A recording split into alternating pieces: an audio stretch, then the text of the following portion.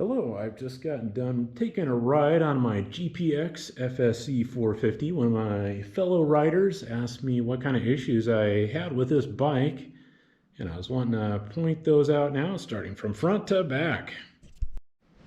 Starting with the very front of the bike, I had an issue with the way the cabling for the speedometer goes. Cabling goes here all the way to the outside of the fork, came straight down here. I had a little hoop that hung out. That hoop, of course, hooked on some brush and ripped it right off.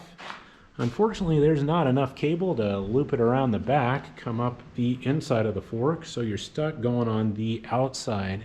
The way I fix that is adding duct tape and just taping that guy down in hopes that the brush won't get through and snag it. I thought I had everything loc-tited down, but one of my radiator bolts came off. Thankfully, I've got that fixed with a nice piece of baling wire. There's 1, 2, 3, and 4 bolts holding your handlebar on. That came right off with the bolts that the manufacturer supplied. I had to buy these from the hardware store a little bit longer to actually engage that thread below.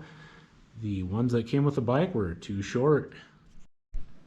My motorcycle gas cap came with a little black nub that came on the top there.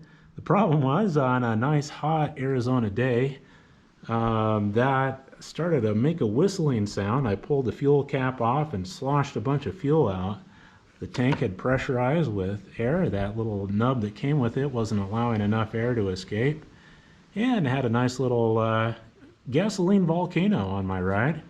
I've since used some lawnmower tubing and just put that down there. I did go for a while without the tubing, and it would spit little bits of gas out and ooze down the tank. So with this, it'll spit up the tube a little bit and drop back down.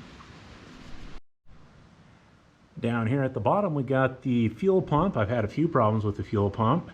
Number one would be this fuel tubing. It used to have an elbow that went off this way, an elbow that went off this way, an elbow that came back in, and it wrapped around and went to this weird looking aluminum fuel filter, to another elbow, and fuel up to the electronic fuel injection. So what I've done is swapped it out with one piece of fuel line to a aftermarket fuel filter to another piece of fuel line. Seems way simpler. Over here we've got the fuel pump. Problem with the safety feature that would turn the fuel pump off if the engine stops running. For some reason that is really fiddly and will turn the fuel pump off when you don't want it to.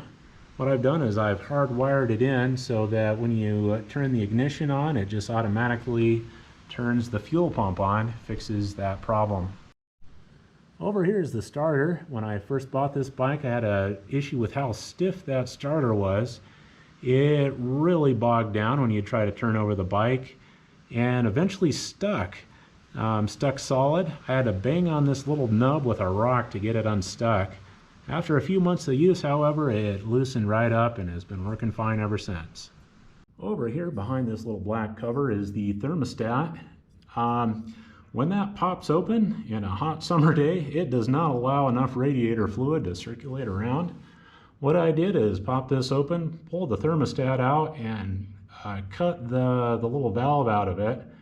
And now it's just modified to permanently open. Seems to work fine, just circulating liquid all the time. Here on the back I got a nice blinker system and the plastics that hold the license plate on. If you play with your bike hard enough, this will actually slam down and separate the lower plastic from the upper plastic, split apart. Thankfully I got that held together with some nice pieces of baling wire. Just drilled a hole here, drilled a hole here, put the baling wire down and twist it on the bottom. Seems to be working all right. No issues yet. And finally on the back is the license plate holder itself. This used to hang down way down here. Whenever you hit a jump, that would whack hard and flop all over the place, make the license plate skid down into the rear wheel.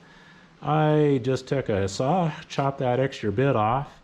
I drilled 2 holes here, one here, and then a third one down on the bottom. Drilled a hole through my license plate, and I got the license plate just drill mounted on there. So I hope this helps. Despite all the issues I've had with it, it's been a pretty good bike. It definitely performs pretty well. I like how lightweight it is. It says that it weighs 290 pounds. Definitely lighter than my last bike, which was a XR 600.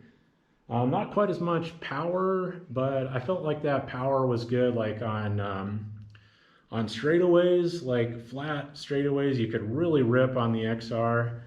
But everything else, this bike is just so much more nimble. I can fly over deep ruts, and the suspension is way better. It's just a lighter, nimbler, better bike. One of the best bikes I've owned, now that I got all the issues dialed in.